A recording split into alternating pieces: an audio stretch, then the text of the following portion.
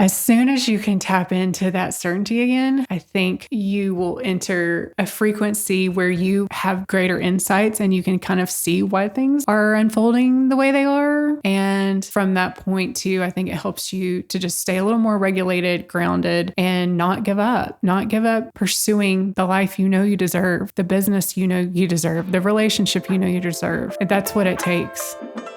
Welcome to The Introverted Influencer, the podcast for the woman who's over getting advice from 20-year-old business coaches on Bali sabbaticals and seven-figure entrepreneurs who only share their wins. I'm your host, Erica Van Slyke, blogger turned soulpreneur, mom of two, and a mentor for women done with the hustle. Here, sacred strategy meets feminine flow, and we expose what it really takes to build a business grounded in purpose, not trends, a brand that moves with your rhythm, not the algorithm, because you didn't leave your 9-to-5 grind just to build a shinier cage with your name on it.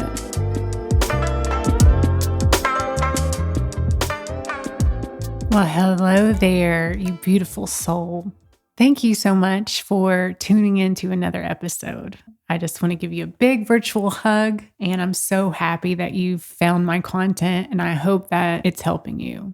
I myself have grown really weary of listening to all of these like seven-figure entrepreneurs that all they do is share their wins. And it seems like the trajectory is just, this straight line. And being around in this world as long as I have, I'm almost 40. I'm like, I've been following these people for, 15, 20 years. And it seems like they only share like this upward trajectory. And I'm like, personally, like, I think that's kind of bullshit. Like, I feel like they're not sharing everything. And if you've been following along, I've talked about like how crazy it is that I'd had this ping to start a podcast years ago in the height of my blogging career. And once I started it, a few months into it, everything started, like the rug started to be pulled from under me. And for the longest time, I was just like, oh, poor pitiful me. That's humiliating to have to like navigate some of the hardest times in my life when I finally decided to be more public and show up in a bigger way than just a blog through this podcast. And it was so confusing for the longest time. And I think I'm starting to get some clarity that like I'm meant to be somebody that actually admits to how hard this shit can be and how confusing and how life is not linear. It's cyclical. And I want to be like a breath of fresh air. Like enough of the fucking peacocking and bullshitting. It's not all rainbows. We don't have it all figured out. Like, no, I don't care what kind of success you hit. It's not natural to stay at that level forever. If you were growing, if you were evolving, you're going to have to start again. It's a rebirth. And you're going to have to go through what feels like a death each time you become someone new and better. And so, yeah, it's been messy, especially if you've been with me for as long as the beginning, then wow. I'm not even the same person as when I started. I have been humbled and I'm here to just let you know you're not broken if you're going through the same thing, because that's how I felt hearing all that, just hearing everybody's wins and their highlight reel. It was like, God, what is wrong with me? Like, does God hate me? Am I being punished here? And have I asked for too big of a life? Is that why everything seems to be falling apart? And I feel like, no, I'm making peace with the fact that like I'm supposed to be here to be one of the few that actually tells the truth and tells it like it is. And so collectively, I've mentioned this in a few other podcasts, but if you study numerology at all, collectively, we are in a 9-year, which is a year of endings. And personally, I am in a 9-year. So and actually it's crazy because my sister that I'm really close with, she's in a 9-year. So it's I don't know. Maybe I'm putting too much into this, but things are being stripped away. And of course, it's the year, the Chinese astrology is the year of the snake, which the snake stands for feminine energy, but also shedding. So we're shedding what is no longer aligned, what no longer serves our highest path, our highest good. And with that is my message for this week. It's kind of what I recently realized I was missing in this void, in this really, it can be painful time of like shedding old identities and not having that. It's the analogy of like a crab. And, when the crab gets too big for its shell, it sheds its shell, but it's kind of like in between homes or shells because it doesn't have its new one yet. And it's confusing, but it's magical. And it's easy to forget the fact that it's a magical time because it is a void. It is an unknown. And I'm going to be kind of just telling you what I learned from someone that I've kind of gotten obsessed with lately. His name is David Guillaume, and he's really been on the podcast circuit the past few months, big time, like on a lot of podcasts that I listen to. He was on like Lewis Howes, I believe. It was really, really good. So I recommend David Guillaume. It's like shoot, don't ask me right now. Actually, I don't have internet right now and my power is out, but I've got juice on my laptop. So I'm like, okay. So I'm not going to look it up. David Guillaume, but he was the founder of Mary Ruth's Organics. I don't know if you've ever seen those products in stores. He's basically teaches Kabbalah, and he talks about he's had massive success with Mary Ruth's Organics. Like I would say, I think like seven figures. And he was talking about like the basic pillars of what he considers to be walking on the right path, right? It was like spiritual, like keep in check spiritually. Then physically, he was talking about the importance of like breaking a sweat every day. I think in Kabbalah, when you break a sweat, you are literally like detoxing poisons from your body. Because I'm like, okay, yeah, very spiritual. Yep, I work out like 5 to 6 times a week. Got that. And then he laid it down. He said certainty was the third of 4 pillars that he said you have to live by, or he lives by for a well-aligned life. Certainty. And I realized at that moment, oh my God, that is what I've been lacking. I have gotten so wobbly in this transition, in this shedding, in all of these old identities crumbling. And I feel like I can't catch my breath because every time I think that the things are going to like settle down or calm down or the answer will be revealed or the breakthrough, the miracle will be revealed, it's one more thing to knock me off. And so you can lose your confidence, of course. It's really easy when you've been in this period. Like it's one thing, like we've got this notion, and I think that's what I got so sick of with these podcasters that just talk about their win. It's like you have the initial fall from grace, the initial dark night of the soul, and then you go through your spiritual awakening, and then you come out on the other side and it's all sunshine and rainbows. Quick pause, you beautiful soul. So if you've been vibing with this episode and you are building a brand, a blog, or even a brick and mortar business, I would love to support you in your journey. I am so freaking excited to announce that I am now offering one-on-one consulting for creatives and entrepreneurs who want to grow with their feminine flow, their soul essence, and are over the hustle, over the burnout, and done spinning their wheels on strategy that doesn't even fucking convert. To learn more about my offerings and to book something with me, head on over to introvertedinfluence.com. And now let's get back into it. But what about those of us who have already gone through their dark night of the soul, gone through the spiritual awakening, like well on the spiritual path, had success in their business, and all of a sudden we're dipping down again into like another dark night of the soul? That's where I've been.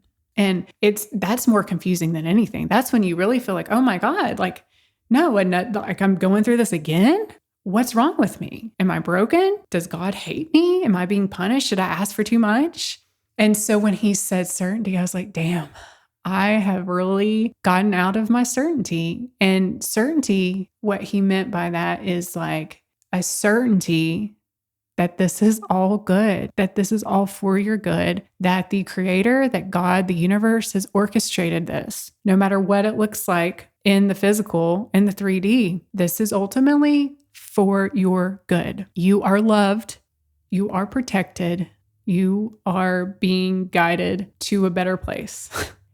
And so with that, I'm doing my best now.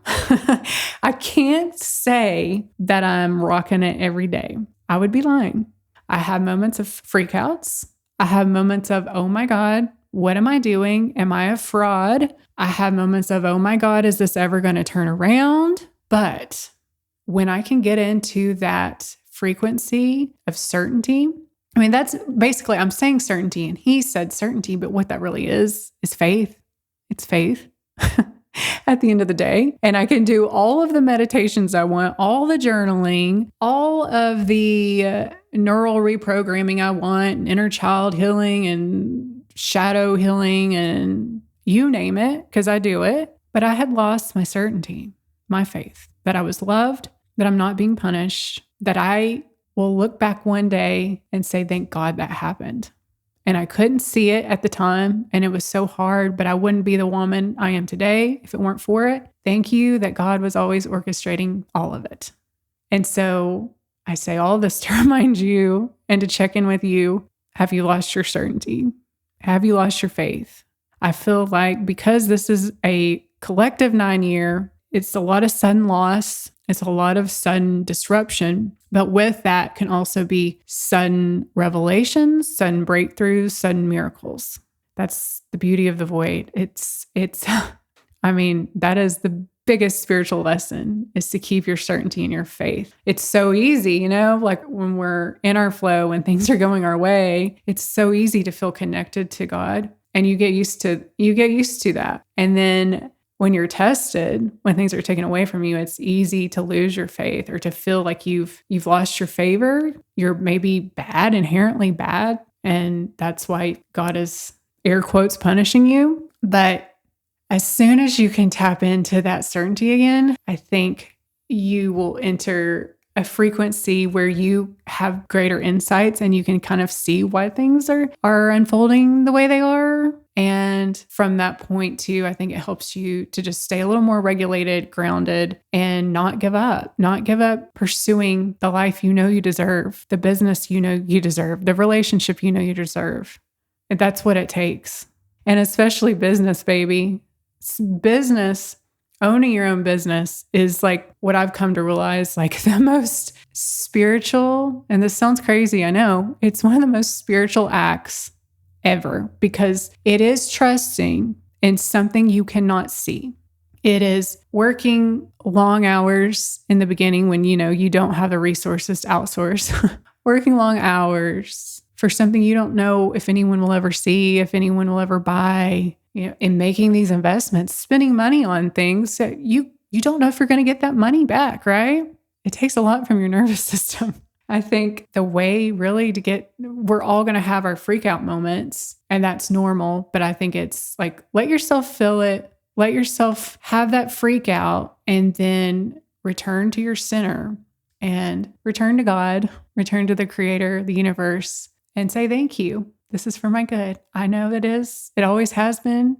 And of course, it helps to try to stay regulated every day, whatever that means for you. If that means exercise, if it means not, drinking like 40 cups of coffee and giving yourself like a heart attack, panic attack kind of situation. It's being kind of aware of what does regulate our bodies to get us into that state to even receive and to tap into something higher than ourselves and to tap into that love. We got to shift from I'm being punished to no, I'm loved. This is good. Shift from it's all being taken away. It's scary. It's scarce to no, like this world, this universe we live in, it is inherently abundant. And I just want to reinforce you are not broken and you're not alone, because I know how that feels to feel like everybody else has it figured out. Everybody is on this like linear trajectory. And like, why are you spinning out when you've done so much work? I think that what that means is you're being prepped for something way bigger.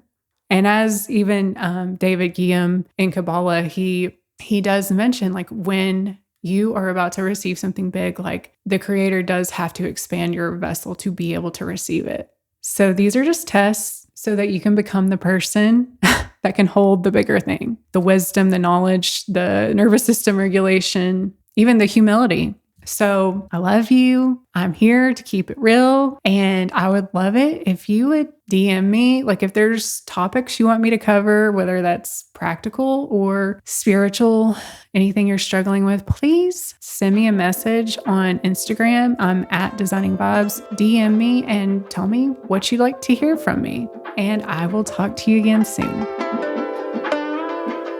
Thank you so much for hanging out with me today. We could keep on spreading the word about this podcast. And 2 ways you can help me out is by leaving me a 5-star review on whatever podcast platform you're listening to this episode on, or you can actually take a screenshot of this episode and tag me over on Instagram at Designing Vibes. And of course, I would love you to DM me whatever resonates, and I am sending you so much love.